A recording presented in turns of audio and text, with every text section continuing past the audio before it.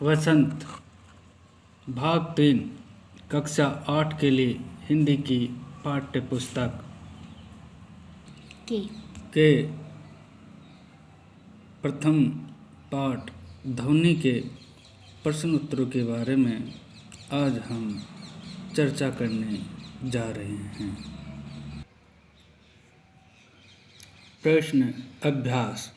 कविता से प्रथम प्रश्न है, कवि को ऐसा विश्वास क्यों है कि उसका अंत अभी नहीं होगा। इस प्रश्न का उत्तर हम पढ़ी हुई कविता के आधार पर देने का प्रयास करते हैं। इस प्रश्न का उत्तर होगा, कवि को ऐसा विश्वास इसलिए है क्योंकि अभी तो कवि जीवन का प्रारंभ हुआ है, अभी उसकी युवावस्था है, उसमें बहुत कुछ करने का उत्साह है, इसलिए कवि को ऐसा विश्वास है कि अभी उसका अंत नहीं होगा। दूसरा प्रश्न देखेंगे, फूलों को अनंत तक विकसित करने के लिए कवि कौन कौन सा प्रयास करता है। फूलों को अनंत तक विकसित करने के लिए कवि आलसी व्यक्तियों को जगाने तथा उनमें नव जीवन का अमृत सींचने का प्रयास करता है। यहाँ देखने वाली बात यह है बच्चों कि प्रश्न में पूछा गया कि फूलों को अनंत तक, ये कविता मात्र फूलों के लिए ही नहीं, कवि का अन्य अर्थ आलसी व्यक्तियों को भी संबोधित करके लिखा गया है, इसलिए हम यहाँ इस प्रकार का उत्तर दे रहे हैं। कवि पुष्पों की तंद्रा और आलस से दूर हटाने के लिए क्या करना चाहता है।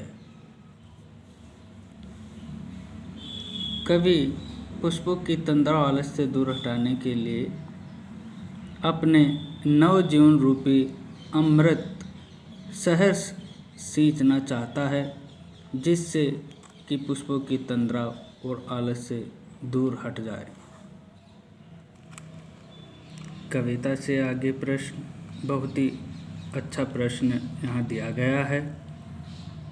वसंत को ऋतुराज क्यों कहा जाता है, आपस में चर्चा कीजिए। आप भी अपने मित्रों व परिवारजनों से इस विषय में चर्चा कर सकते हैं और जो उनका मत हो उसको भी लिख सकते हैं। हम यहाँ देखते हैं,